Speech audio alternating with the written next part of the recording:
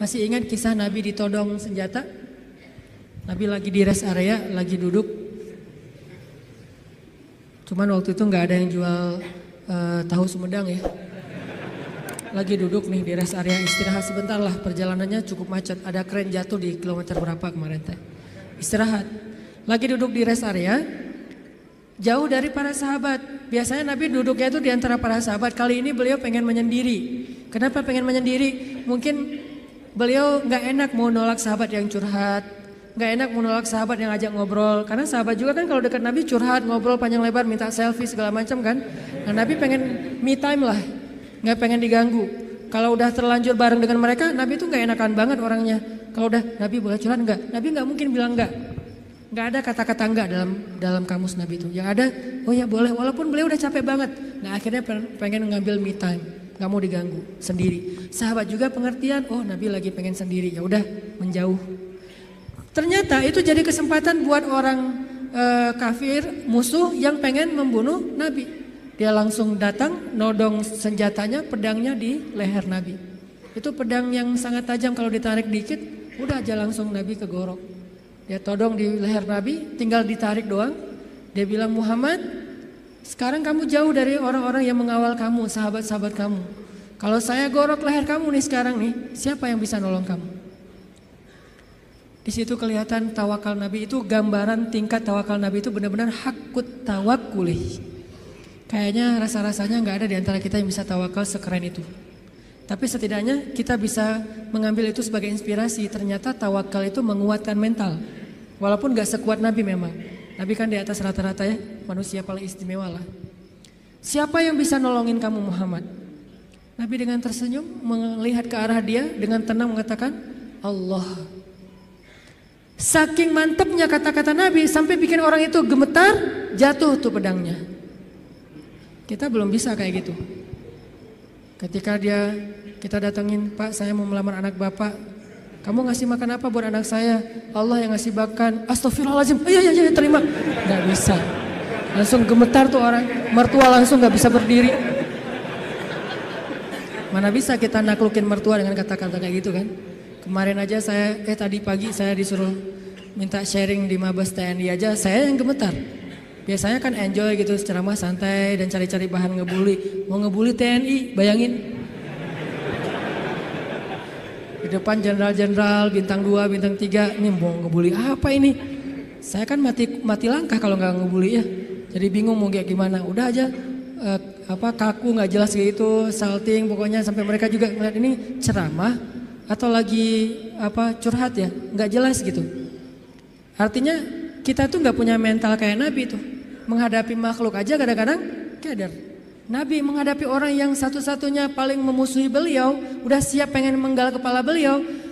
Coba imajinasikan deh adegan itu. Karena kalau cuma baca teks sejarah nggak akan dapat apa-apa. Oh gitu doang. Padahal kita juga nggak bisa kayak gitu kan.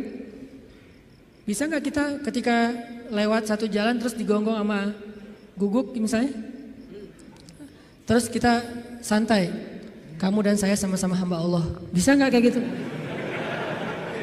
Sehingga dia langsung melipir, oh iya salah, sorry. Salah ngegonggong ustadz ya. Nggak gitu kan?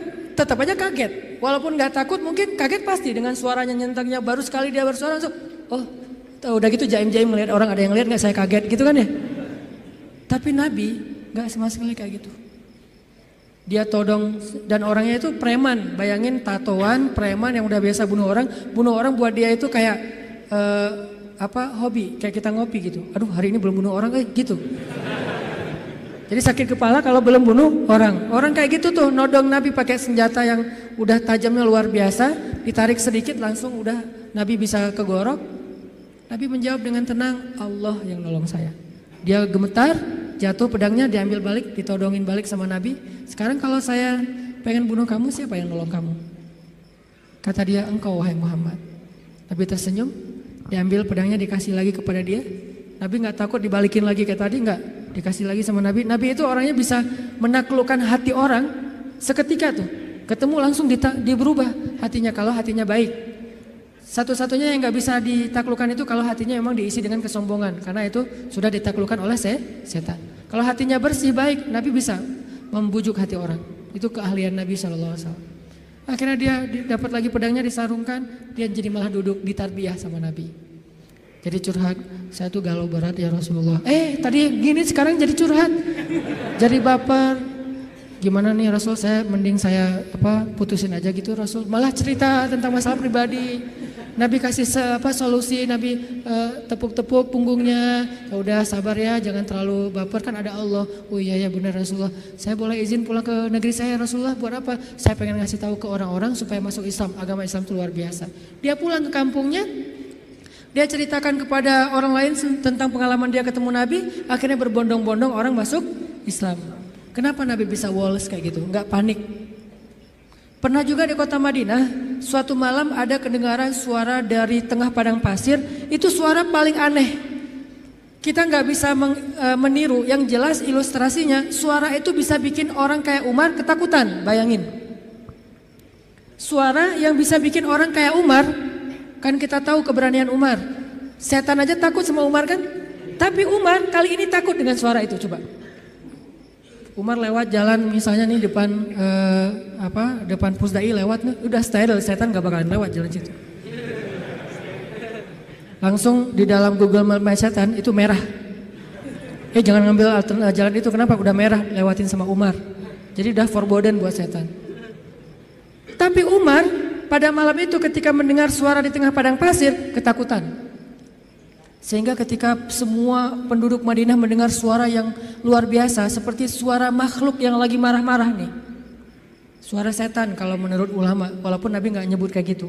Suara setan yang lagi ngamuk-ngamuk, bayangin. Orang aja ngamuk kan kelihatan ya.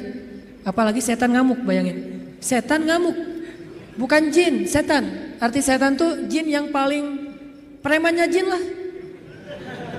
Tuh jagarnya jin ngamuk. Diobrak-abrik semuanya sama dia. Lagi ngamuk nih setan, suaranya luar biasa kayak yang pernah sempat viral di YouTube ya. Gak tahu itu suara apa di dalam perut bumi, terdengar di beberapa penjuru dunia. Entah benar, entah editan, saya gak ngerti lah. Yang jelas suara kayak gitu tuh pernah terdengar di zaman Nabi dan lebih ngeri lah gitu. Ada yang ngamuk luar biasa. Terus para sahabat berkumpul di Masjid Nabawi. Bayangin, sahabat malam-malam itu keluar dari rumah mereka, pengen cari tahu suara apa, tapi gak ada yang berani keluar sendiri. Akhirnya ngumpul di depan masjid. Udah ngumpul depan masjid, mereka cari Nabi. Kan rumah Nabi di sebelah masjid. Rasulullah mana? Rasulullah mana? Umar. Terus sekelas Sa'ad bin Abi Waqqas, Abu Ubaidah bin Jarrah yang udah gak takut mati sama sekali.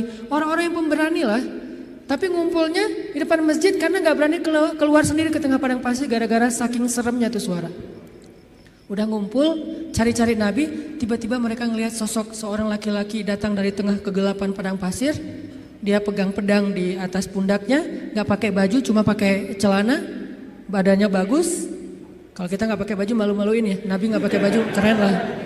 Gak pakai baju, cuma pakai celana, badannya bagus, terus pakai pedang gitu kan bener-bener kayak cerita gladiator atau siapalah Hollywood gitu kan. Naik kuda tuh gagah sendiri dari tengah kegelapan padang pasir sendiri datang, dari kejauhan ditanya siapa? Ternyata Rasulullah SAW. Jadi kalau ada yang menganggap Nabi pengecut, banyak bukti Nabi itu pemberani. Cuman nggak sok jagoan Nabi teh, nggak konyol. Nabi kalau misalnya berstrategi dalam perang, Nabi ada istilah dakwah sembunyi-sembunyi, bukan karena Nabi takut pada orang Quraisy. Karena kalau Nabi dakwahnya belak-belakan, nggak pakai strategi, terus beliau dibantu oleh Allah dengan mujizat, maka kita nggak bisa niru strategi dakwah Nabi, soalnya kita nggak punya mujizat. Nabi mencontohkan yang paling mudah ditiru, bukan yang paling mudah untuk beliau. Kalau mau, Nabi bisa berdakwah itu nggak butuh Abu Bakar, nggak butuh Khadijah, sendiri aja. Kalau ada Abu Jahal nantang beliau, beliau tinggal bilang ya Allah hancurkan nih orang, langsung mati itu mendadak. Mudah banget buat Nabi. Toh bulan aja dibelah sama Nabi dengan seizin Allah kan. Ketika ditantang Muhammad, kalau kamu emang Nabi coba lo belah tuh bulan. Kalau saya bisa membelah bulan, apakah kalian beriman? Ya, kita lihat aja nanti. Posting dulu pokoknya. Akhirnya Nabi Bismillah ya Allahu Akbar, kebelah bulan, benar-benar kebelah dua. Mereka bilang Muhammad telah menyihir mata kita.